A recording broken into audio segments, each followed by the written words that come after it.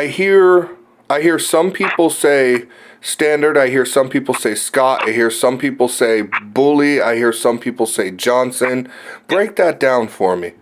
Okay. All right. Well, you got the bully dogs, and today the way they're bred, they're like really smashed face, oversized looking English bulldogs. Okay. And Johnson's older dogs, when you looked at the picture, they still have some snout on them. Okay. And their leg sets on their bodies are different. They're a thicker headed, bigger dog. In my opinion, bully dogs are a little more man aggressive, and Johnson dogs than standard dogs are. What we called ours always was standard dogs because we really didn't even know where these dogs came from. All the dogs that we've handled over time. All right, they were just always around. Mm-hmm. And then once I met Alan, Mr. Scott, him and I spoke about this a lot. And originally, so a Scott type dog and a standard dog is the same type of dog. Okay, a Johnson dog and a bully dog are different in look. And so you're going to take like Renee and Scott Roberts, they breed toward what Johnson was originally breeding, with more snout, not such a smashed face. And they consider their dogs bully dogs. Okay. They do not consider them Johnson dogs. With what I'm understanding with these, with the way folks are breeding them today, the more smashed face dogs are considered Johnson dogs in the world today. And there's a lady. I'm gonna just drill blank on her name. She's a nice lady too. But she bought Johnson's kennel and brought it out of Texas back over here to the south. And she's Dixie Luckman is her name. She's a very nice person, and she breeds Johnson dogs. So you may want to talk to her as well to get this rounded out a little bit better, because historically I'm just a straight standard dog man. And that's all I've ever really worked or had any experience with until just recently in the last 10, 12 years. Okay. But those two people, Dixie Luckman and Scott and Renee Roberts or in Scott Kennels, they will be able to fill you in entirely about the bully side of this and the Johnson side of it. Okay, so standard and Scott type you would say are the same, and then bully type and Johnson type are slightly different. Mm-hmm. Now, Yep. did the bully type come from the Johnson type? Yeah. Oh yes. Yes. Okay. They just smashed the face in a little more. That's right. Okay. Yep. And but Scott and Renee, they could help you out with that, and then Dixie Luckman. That's two people on that side that would have way better information than Bruce Huffmaster. Okay. Now on those dogs. Now, are you familiar with David Levitt and the Old English Bulldog? I am familiar with this man by name only. I did call him one time because, and it's, some people are really upset about what Katrina and I have done. All right, and we've got a small core group of people who are helped us, and we got these dogs accepted into the AKC in November of 19. And we have them in the Foundation Stock Services. That's the beginning phase of full acceptance. To my understanding, it's the 8th time that what is considered an American breed has ever been accepted into the AKC since 1884. All right. Mm-hmm. And so the next phase is the miscellaneous class. And then you have full recognition. And at that point, if they're good enough and you have the ability to do it, you can take them to Westminster. And okay. we have developed the Heritage American Bulldog Club. It's part of what's required by the AKC. And a lot of folks will say the AKC ruins dogs. They do not. Breeders ruin dogs. Okay? The AKC is simply a paper-keeping company. That's all they do. All right? and they have a framework laid out of how you have to go through this to get to the paper, but they do not tell you how to write your standards. They do not tell you how to breed your dogs. Okay, what they will do if you start producing over 5 litters a year, they've reserved the right to send an AKC inspector to your facility to make sure that you are not a puppy mill with dogs standing in 4x4 crates in their own fecal material. Okay, that they're being cared for correctly. You know, it's funny you say that. That clubs don't ruin the dog, the breeders do. You know, that's an interesting way to put it, because I've always said that, oh man, kennel clubs just ruin breeds and dog shows ruin breeds. The fact that you put it like that, you know, maybe I should rethink that, because I think you're right. I think maybe more or less what I meant to say was people too focused on the show aspect of a dog instead of the working aspect might be what can ruin certain breeds. That's 100%. I mean, in my heart, I believe that to be absolutely true. Okay, yeah. This is what our goal is. I've seen these dogs, in my opinion. Okay, and typically, I mean, they've never written a book on my opinions. Okay, right. However, this is what I see. These dogs have gotten harder to handle than they were historically.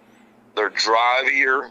They're prey driven, like more. Oh, yeah, and it's harder to get them to operate correctly, where you can actually teach them to back up and sit there with you. You might be, well, I'll give you an example. I was a little boy. White trucks were cheap. Okay, I mean, they were the cheapest trucks you could buy for the farms. All right, and the ranches. And so I was in the back of the truck, and I can't remember who was all there that day. I don't know if I was with my daddy or not back then. I may have been with my uncle or something. I don't know. But anyway, I was in the back of this truck, and we pulled out there in the pasture. And when we looked out there, there were some hogs out there rooting up the pasture. Well, they had a male and a female white English in the back of the truck. They were white dogs. They put them off on it, and of course that boar hog's going to stop first to fight. The rest of them's going to keep running. And they stopped, and he split those dogs open, and they got there and caught the hog. And I can't remember if they tied him or killed him or what they did. Okay, but the dogs, sent the dogs back, and the dogs got back in the truck, and I'm standing up in the truck because and when I got in there, I mean, just a curiosity of a little bitty child, man. I couldn't have been, I don't know, man. I'm not very old. I'm 4 or 5 years old. I couldn't believe I was being any, older than that. And then the big male dog got back up in the truck, which was not that big now that I think back on it. But he was big to me because I was little, and he came up there and he was messing with me, and I was messing with him, and I wanted to see. He was white and he was bleeding, and this slit was probably 4 or 6 inches long in his chest. And I took my little hands and I reached up there and I got both sides of that slit, and I pulled it open just as wide as I could pull it open and try to see what was inside of a dog. Okay. Mm-hmm. And all that dog did was lick me in the face and wag his tail. Man, talk about temperament. Yes, and nowadays what we got dogs that are people are breeding dogs way too wired for that. There's many of these dogs today that I would say that would be a dangerous thing to allow. Right. And what I want to do, and that's one of the reasons Dr. Mike Purvis helped us so much, because I finally asked him one day. We'd sat out there having a couple of drinks, and every litter for 7 years until he got sick with bone cancer and couldn't come. He came here every litter at 10 days old and handled every litter and looked at them, and he charged us nothing. I finally asked him, I said, Doc, there's a lot of people vying for your time. Why do you help us so much? He said, I didn't mean to intrude. And I said, well, you're not intruding. I love it. I'm learning so much. He said, I'm helping you because you are genetically testing them, and you're trying to not go make things new and improved. You're trying to go back to old genetics. And that's where we need to be. And so we've been working on that now for at least 8 years, very intensely on getting breed purity up. And I'm looking at that Asha dog out here now. She's out there walking with Katrina, and she's looks very good. Her temperament's good, and we had talked about the breed purity aspect of that in one of our other conversations. And she's the dog that I told you that between the two testing companies, she is which one you're talking to. She is between 84 and 100% American Bulldog, and her temperament is reflecting it. So Daniel from Pride of the Southland That's right. told me that you were doing some crazy work as far as genetics and genetic testing and really trying to get back to the pure American Bulldog. Tell us a little more about that. Well, the Martian, Alan Scott called me and asked me, said, Bruce, you and your family be willing to participate in a study to map the American Bulldog gene? And I said, absolutely. That sounds great. It's interesting. And so we did. And we took and we sent the information that the criteria was they had to be registered American Bulldogs and they could not be siblings. And so we tested the kennel, sent it to them. 8 or 10 months later, they sent back full reports on them. I was very disappointed in my life, not in my dogs and how they actually behaved, but the fact that they were not pure. Okay. And what we wound up learning through that study, they found 4 dogs out of 10,000 worldwide that were pure. Okay. And that told us, okay, the phenotype is absolutely safe from extinction. Alan and J.D. Johnson did a wonderful job. Okay. But you can only work with the material you have. And we have only been able to do this genetic testing now for less than 10 years. Where it was readily available, okay? And so what we found out that, okay, the phenotype's absolutely correct. I mean, they're the knockoff, that's fine. But the genotype in the dog is still in danger of going extinct.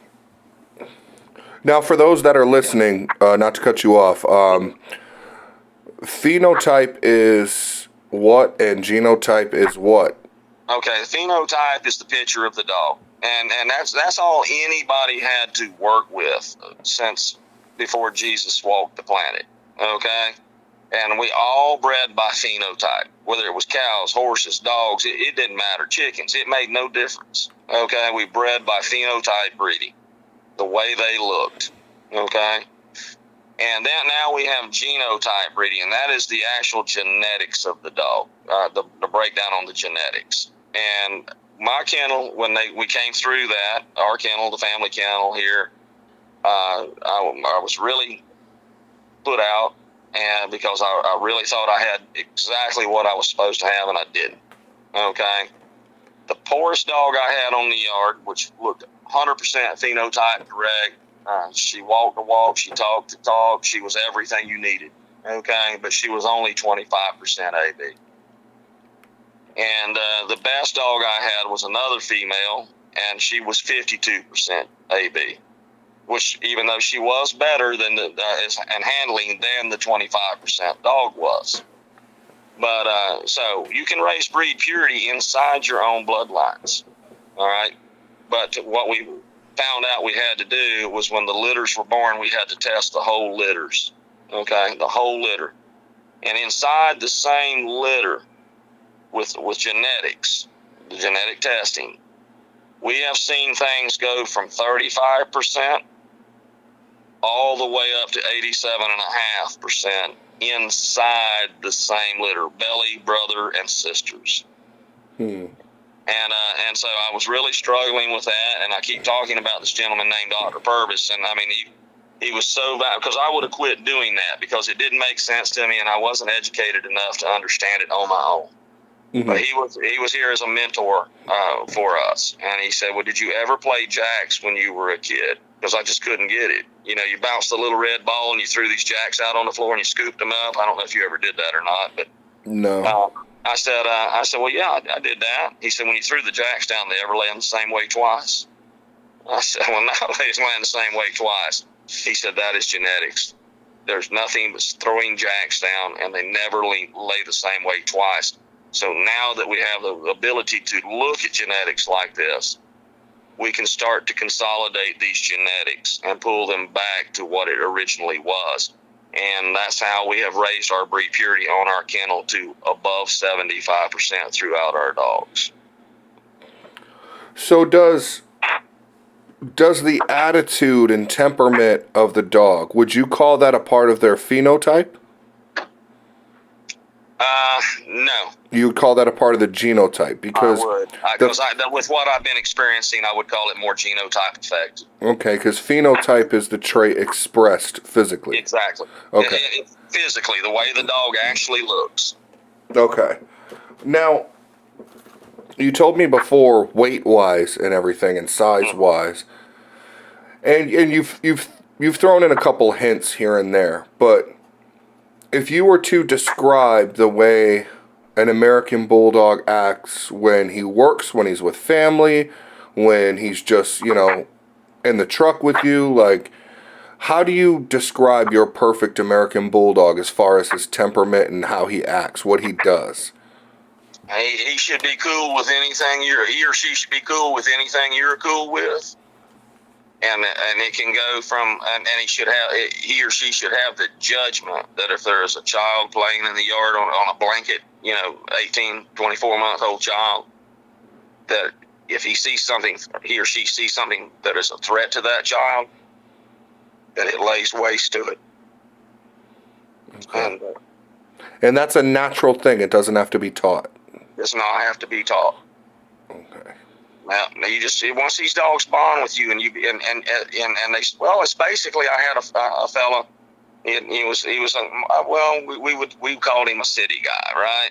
Mm-hmm. He was out and he was watching us work these dogs and do everything with it and with them that we did, and he said, "Man, I've seen dogs and I've seen dogs handled by man work handlers, this, that, and the other." He said, and I think he had a good point.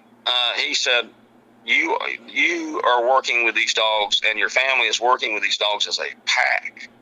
And I said, what are you talking about? He says, they know that they can catch the toughest thing out there, but a great big boar hog, which we got on that day when he was with us, right? Mm-hmm. They figure out they cannot kill him. But when you show up, you can handle that hog and you can either subdue the hog and put it in the truck or you can kill it. You are pack leader. And that's what they do. They start to bond with you right down to the littlest person in the group. And they know what's vulnerable and they know what's not. And they should know that if you're standing at a gas pump and somebody tries to mug you, which did happen in Tacoma, Washington, to one of my second cousins with one of our dogs off of this yard at 10 months old. And the dog yielded for briefly, and then he came back and he attacked the three muggers. And they were actually able to, one of them he was still on when the police came running around the corner, and they got him arrested, and he found out who the other two people were. The dog was never trained to do that. Right, but was the dog able to be called off? Yes, because the police didn't know. He thought it was a dog attack. When they got there, they were going to shoot the dog. My cousin called the dog. He said he's an Iraq veteran. Okay. He said I was completely finished, Bruce. If the dog hadn't been there, I'd have died. He said when I called, he broke and he came straight to me, and I wrapped myself around him so the police wouldn't shoot him. That's an impressive animal. Mm-hmm. That dog did that at 10 months old. And it's strictly because my cousin was using him as like an emotional support dog, and all that kept him with him all the time, so forth and so on. And so these dogs basically sorry to cut you off. These dogs basically thrive on bond. Absolutely. Okay. Yeah, this is the deal. I mean, these dogs are dead game. I mean, most everything I got here, I think, is dead game. You can't really prove he's dead game until he dies. Okay. Right. But that's a stupid way to prove stuff. Okay, I would never do that. Mm-hmm. But I have had dogs that have given everything when I got in a bad spot with whether it be cows or wild hogs in the woods. And they gave it all. But now what you need these dogs to be, dead game and dumb is easy. You can do that all day long, every day, and twice on Sunday. Okay? Dead game and smart is an entirely different creature. And with that being said, you have to make sure that people understand that when you put that kind of power in their hands. All right. Right. You can't have somebody that's going to be all flighty and all of a sudden let their blood pressure run up over they dropped a piece of somebody knocked a piece of candy out of their hand. Okay. Mm-hmm. All right, and cause this dog to trigger based on your emotions, right? So you got to have responsible people handling them, and these dogs that I was telling you about that I did actually see expire right in front of me. Okay. I like a dog that it's got to have an off switch, and it's got to have a self-preservation switch. Okay, it makes no sense to spend all that time, money, and emotional attachment and hard work training a dog to have it so dumb that it'll just run in there and you lose all that because the dog just has no preservation switch. Okay, you got an off switch, preservation switch, and then the switch that says, okay, my family is in trouble and I'm gonna die for you. Okay, yeah, that's what I was just going to ask you. So there's a self-preservation aspect in the dog, but when it comes down to it, the dog will give himself. Absolutely. That's impressive, and it only comes in certain breeds. Exactly. Now speaking of dead game, and I wanted to bring this up again, but I wanted to do it on record. In your experience, growing up around these dogs, did the Pit Bull Terrier influence these dogs, or did they influence the Pit Bull Terrier as far as you know? Because that's a big debate amongst Bulldog people. Okay. And this I don't know exactly how to answer that, but I'll tell you that when I was a younger fella, I was not driving a vehicle yet, not legally. I was driving farm vehicles and stuff like that. But someone crossed a pit into one of the old white English dogs, and that was a heated situation with like granddaddy and my uncles and all that. Okay. They said, okay, that should not ever be done, and because you're going to ruin these dogs. And their opinion was that they knew other people were also doing it, and they said that is going to be the demise of the white English Bulldog, breeding pit bulls into them. Okay, so I don't know. I don't know. I would say that the American Pit Bull Terrier had no influence based on those conversations, because those people were stock people, what we would call stockmen. Okay, half of them were Florida crackers. That's if I don't know if you know what that term means. Or what does that mean exactly? Okay, well the first cowboys and everything came out of Florida, not Texas. Okay. And they got their name from bringing in cows and stuff up out of the swamps that were wild, where the Spanish had left them. Okay. And they would be popping bull whips all the time, bringing them in, and then people would hear them coming, in the little towns and stuff like that, to load the cows on train cars or barges to go to Cuba or wherever they were going to send them. And they could hear the cracking of those bull whips, so they became known as crackers. Yeah, and so it's like it's a group of people. I mean, it's that followed that type of lineage down. I'm at the very tail end of that group of people. I mean, they're pretty much gone now. There's still a few of them on some big ranches that are still practicing all that and things of that nature, which is great. It's good to see it, and nice people. And the vast majority, we're almost as extinct as the cracker cattle. Cracker horses, cracker cattle, cracker beef. Okay, all this can be looked up. I mean, it's easily found. Okay. Right. But my answer to this is I do not think the Pit Bull Terrier influenced the old white English Bulldog. However, I do not be based on those stockmen that were also upset about what was happening when I was young. Okay. So with that being said, maybe the white English Bulldog influenced the American Pit Bull Terrier somehow. I don't know, because I didn't see an American Pit Bull Terrier until I was probably 12 years old. Right, and we're talking about the old game dog, not what they call a pit bull today. Yeah, pit dogs, 30, 35-pound dogs, zero human aggression, all dog aggression. Yeah. Yep. So basically, the American Bulldog, was definitely more of a calm animal until it was turned on. Now, in comparison to the pit bull sees an animal, it's go go go. Whereas an American bulldog will turn on both man and animal depending the situation. 100%. And like I said, Uncle Fred, I mean, he was the one that really put them in my lifetime. And I did it all in the woods with them, okay? Primarily. Well, with Uncle Fred, I didn't do all of it in the woods. I called cows with them when we needed to and stuff like that. But I used the same dogs I used in the woods. And I used them so much. We hunted Friday night, all day Saturday, half a day Sunday, and then we hunted Wednesday nights, okay? And we did that for years on end as young fellas, okay?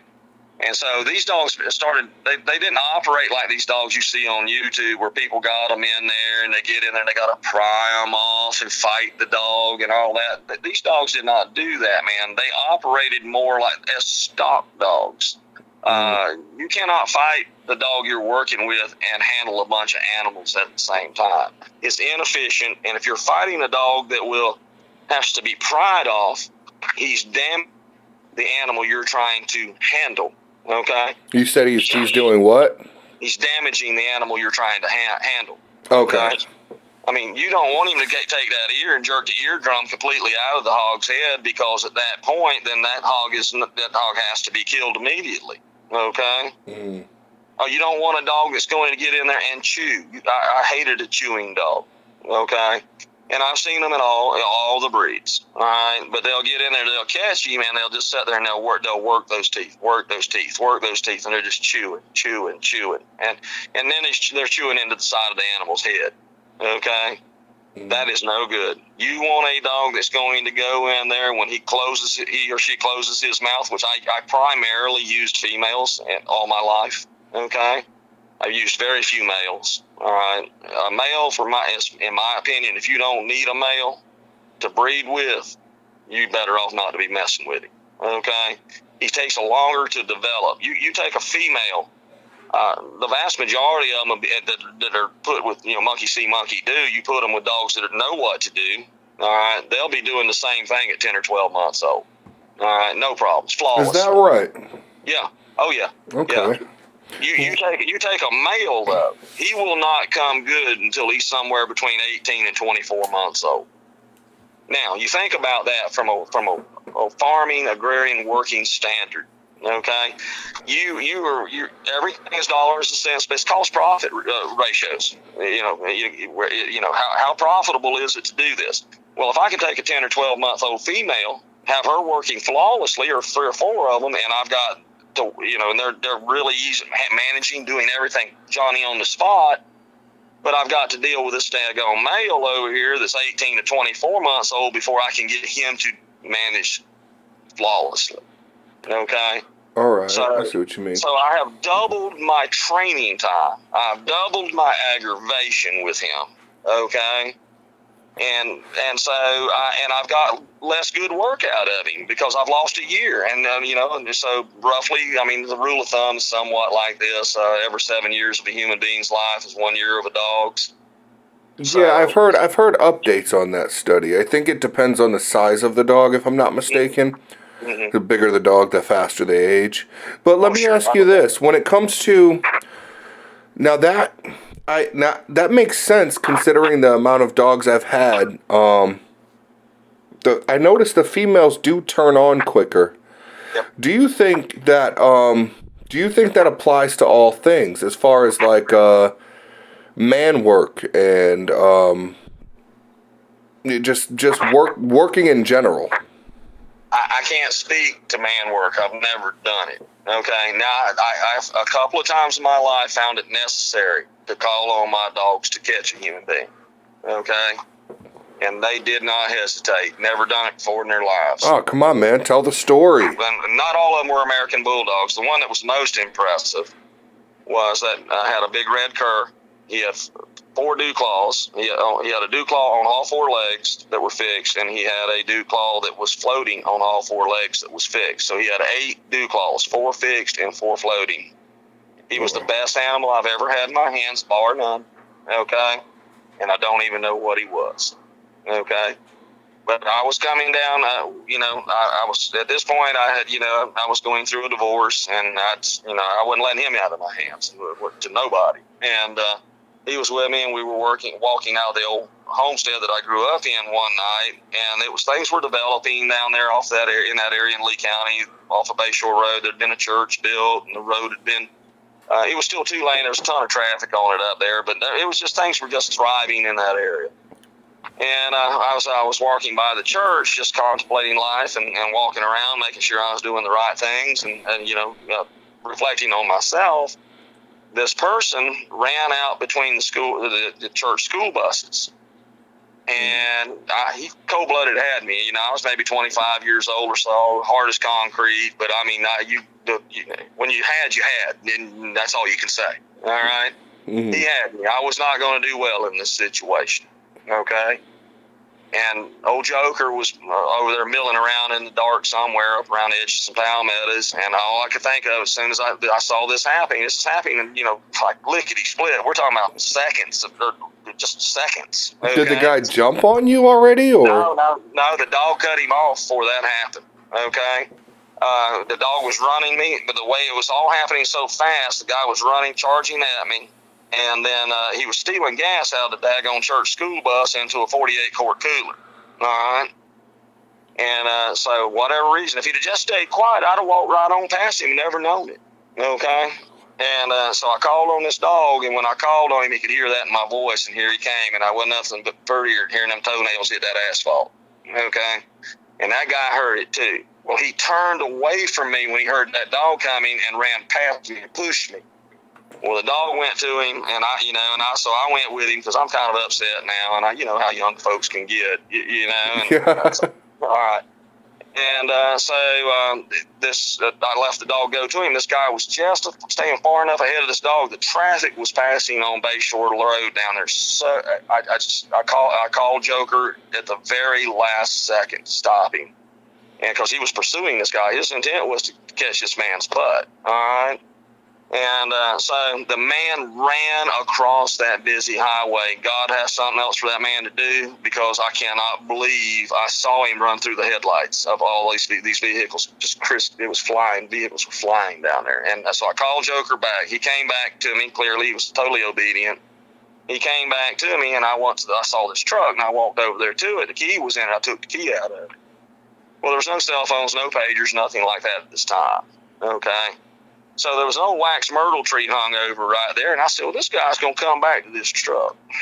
And so Joker and I, we get up under the wax myrtle tree, and I'm wearing a pair of steel-toed boots, all that, and I call him over there. I'm hot now. This man attended me hot, okay? And so I get up under this wax myrtle tree, and all of a sudden we're sitting there, and I don't know, 20, 30 minutes later, I felt old Joker start to vibrate, and he was growling. And it's just low ground. I put my hand on him. Take it easy, buddy. And then I saw the silhouette coming, and I let him get close enough that when I turned Joker loose that time, he wasn't going to go away. All right. And I cut Joker loose. I told him catch him. And the fella pivoted on one leg, and he never got the other foot down. Joker caught him in the calf of the leg, shut his mouth on him, and the man planted right in the sand spurs and the sand and all that. Well, I ran up to him, and being a young, just a hard human being, I said, well, you intended me harm. We gonna go ahead and school you, and I applied some little bit of footprints to him, and so I said, all right. So I'd weakened him pretty good, and Joker was still holding him by that leg. This is God's honest truth. I had to walk about 1,500 foot back to the barn to get to a dial-up phone. I left Joker on his leg because I'd never touched Joker, because that's the way I work him. If I didn't touch him, he was to remain on what I had him on. Okay? He was laying on his belly holding this man. Now, this man was pretty weakened at this point when I left him. And I went back over there and back down there and got to the barn, called the police, the sheriff's department. They came out there. I went back down there. So now I've walked 1,500 foot in each way.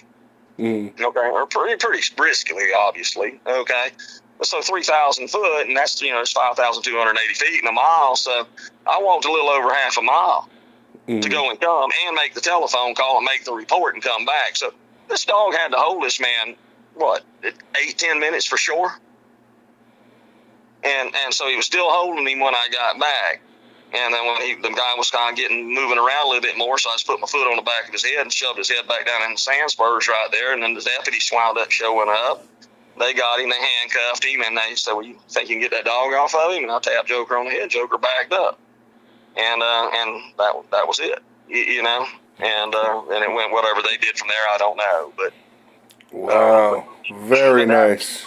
Yeah. And but that comes from living with dogs and working with them every day, doing as much with them as I told you we're doing Friday night, all day Sunday, Saturday, half a day Sunday, and Wednesday night again. And, you know, periodically doing a little something in between if it was close to the house. Right. And so once you bond with a dog like that, that's it. But I don't want a dog to that doesn't have a self-preservation. I mean, so the dog gets away from you. Even if you're going to take the dog out of the box and do like most of these people, folks do, they wait till they get their Bulldog out and then walk in there and cut him loose. All right. Well, you're not going to catch that hog every time when you do that. And right. You're going to have a hog break and go, and then your Bulldog's going to go, and he's got no experience of actually being free by himself, okay? And he gets down in there, and he's just laying waste because he has no self-preservation switch. He didn't learn one, okay? And he gets killed. That's why people lose so many dogs. But if you'll fix them up and work with them to where they'll understand, okay, I need to preserve myself if possible, that's the dog you want. Okay, you don't want the dog with no self-preservation, but you want that same dog that if it becomes life-threatening for you or a 2-year-old out there in the yard that somebody's going to try to run over the fence and grab up, you want that dog, that same dog with that self-preservation will give it all. I mean, I get a lot of kickback on it. I've had people, you know, they put up all kinds of stuff, say, oh, yeah, never been around them. 8 or 10, 6-8 years at the most, you know, and you know, and they're full of shit. I mean, I've been with them all my life, but they would have went extinct under my family, okay? Because we were really, for the longest time, we were quite poor, okay? We were actually considered dirt poor. I don't know if you've heard that term or not. Yes, okay? sir. All right, we were dirt poor. We had land, but we had no money, all right? And even Katrina here, my wife now, and we've been together for well over 30 years, okay? She was not allowed to date any boy out of North Fort Myers, okay? And we could date the girls out of East Fort Myers and back and forth and North Fort Myers, but the girls out of South Fort Myers and Cape Coral, Florida, were not allowed to date us boys in North Fort Myers or East Fort Myers, okay? And then I-75 finally came, started being built through there in 1978. I was 16 years old, and a couple of exits went in there, and not too far from where our land was. So, you know, the exits started selling by the square foot, but I mean, even the land close to the place went up dramatically in value. Okay, which we had quite a bit of it. And at that point, that's when I learned about humanity. The girls from Cape Coral and South Fort Myers, their parents started pushing them at us dirt poor country boys at that point. Mm-hmm. Yeah, because now we had run into some cash, or our families had. We had.